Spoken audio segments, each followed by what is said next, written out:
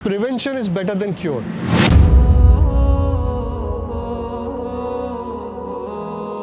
ये अंग्रेजी की कहावत तो हमने बहुत मर्तबा सुनी है, बट अनफॉर्चुनेटली हम इस पे अमल नहीं करते। आज मैं आपको एक ऐसे मेडिकल टेस्ट के बारे में बताऊंगा कि जिसको अगर हमने वक्त पे करवा लिया तो हम अपने बच्चों को कितनी बड़ी बीमारी से बचा सकते हैं।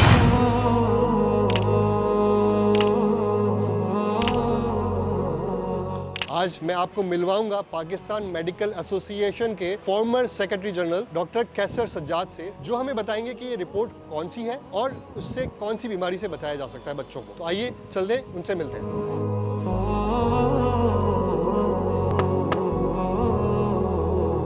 अस्सलाम वालेकुम डॉक्टर साहब। वालेकुम कैसे हैं आप? जनाब, क्या हाल है, कैसे हैं आप?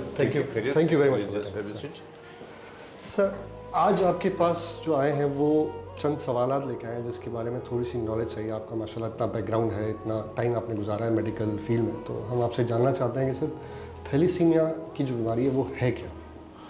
हाँ, थैलेसीमिया एक बड़ा इम्पॉर्टेंट इशू है हेल्थ का, और ये एक खून की बीमारी है। ब्लड के अंदर होता है एक खलिया जिसको हम लोग उमूमन समझते हैं red blood cells, white blood cells, red blood cells. तो रेड ब्लड सेल्स के अंदर जो असल काम उसका होता है कि वो ऑक्सीजन कैरी करता है, और ऑक्सीजन जो है हमारे पूरे जिस्म के लिए बहुत ज़रूरी है। तो वो खून का जो रेड ब्लड सेल्स है वो डिफरेंट पार्ट्स पे ले जाता है, गुर्दे की तरफ, दिल में, जिगर में, तो वो ऑक्सीजन लेके जाता है।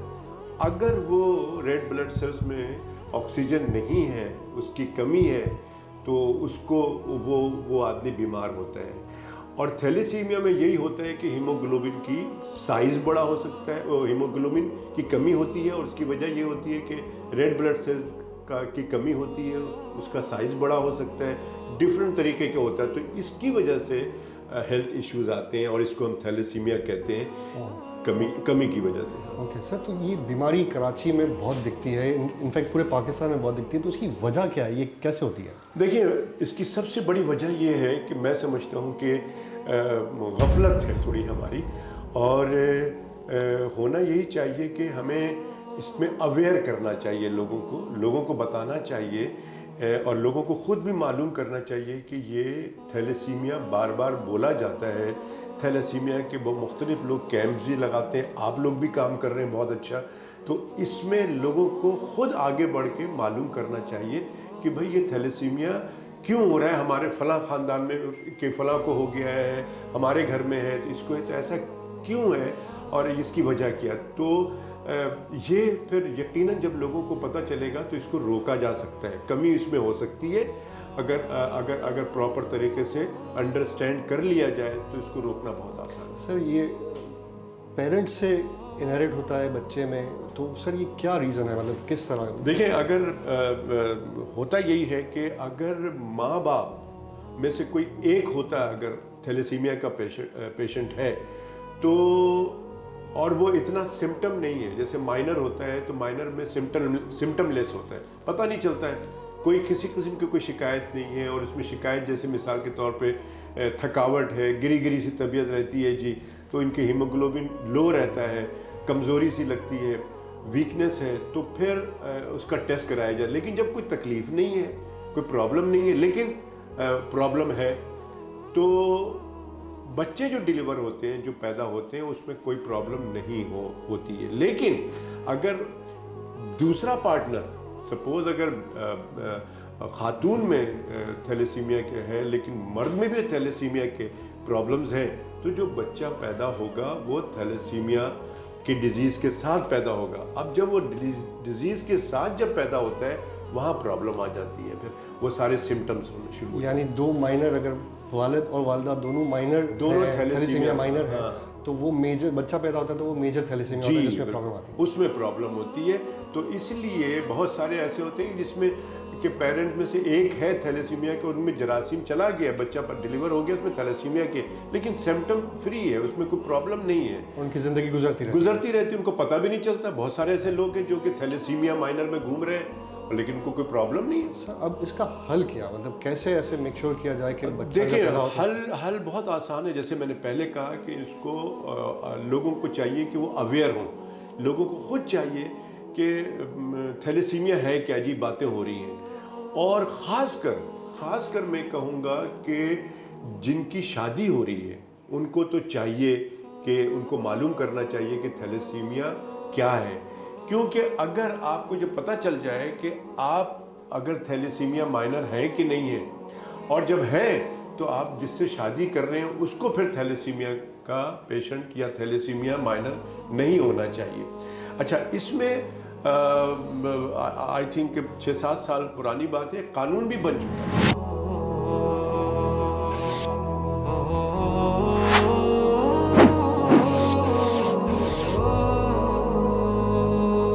एक कानून बन चुका है कि जब आप शादी करेंगे तो शादी करने से पहले दूल्हा दुल्हन का सीबीसी होना ज़रूरी है, यानी कि कंप्लीट ब्लड पिक्चर होना ज़रूरी है। उससे हीमोग्लोबिन की परसेंटेज, हीमोग्लोबिन का साइज़, उसकी पूरी डिटेल पता चल जाती है, तो वहाँ से डायग्नोसिस हो जाता है कि हाँ जी इसमें है। लेकिन अगर जब ये पता चल जाता है कि दूल्हा दुल्हन दोनों में जो है, जो होने वाले उन दोनों में लड़के लड़की में ये माइनर है, थैलेसीमिया के मरीज़ हैं, उनको सिम्टम नहीं है, तो उनको शादी नहीं करनी चाहिए, सिर्फ इसलिए कि आगे की जो आपकी जनरेशन है उसकी तबाही को बचाने के लिए। सर, ये ट्रांसफ्यूजन वाला जो प्रोसेस है ये महंगा प्रोसेस है, और इसमें अगर महीने में 2 मरतबा कराना है और हमारी जो आवाम है उसकी एक एवरेज सैलरी जो है वो बहुत लिमिटेड है, तो सर इसमें जो NGOs लाइक सैलानी एक बड़ा अच्छा काम कर रहा है इस पर, तो आप क्या समझते हैं सर, ऐसे इदारे हेल्प कर रहे हैं, अच्छा कर रहे हैं, और जो डोनर्स हमें सपोर्ट कर रहे हैं, तो आप उनको क्या पैगाम देते हैं कि हमें क्या सपोर्ट करना चाहिए? देखिए, इसमें 2 बातें बहुत इंपॉर्टेंट हैं। एक तो ये है कि डेफिनेटली जो लोग थैलेसीमिया में मुब्तला हैं या परेशानी में मुब्तला हैं, उनका तो बहुत सारे ऐसे लोग हैं जो कि जैसे आपने कहा कि महीने में 2 दफ़ा अगर किसी को होता है कम से कम, तो वो जो है उसको सपोर्ट किया जाए, वो तो नहीं ले सकते। और इसमें चाहिए भी हमें फ्रेश ब्लड है, वो ऐसा नहीं है कि कोई एडिक्ट वालों का, हीरोइनची का ब्लड आप डालें, आपको फैमिली का या कोई अच्छा ब्लड जो है वो आपको ट्रांसफ्यूज करना पड़ता है। तो यहाँ पर एक खराज तहसीन मैं करता हूँ कि सैलानी वेलफेयर को, कि जिस तरह से ये लोग काम कर रहे हैं, मैं कहता हूँ बहुत ज़बरदस्त काम हो रहा है। लेकिन इससे पहले या और भी लोग जो कर रहे होंगे बहुत अच्छा कर रहे होंगे, लेकिन पर्टिकुलरली मैंने सैलानी को देखा है, तो मैं कह सकता हूँ कि सैलानी वाले जो है बहुत अच्छा काम कर रहे हैं, तो आई मस्ट अप्रिशिएट देम।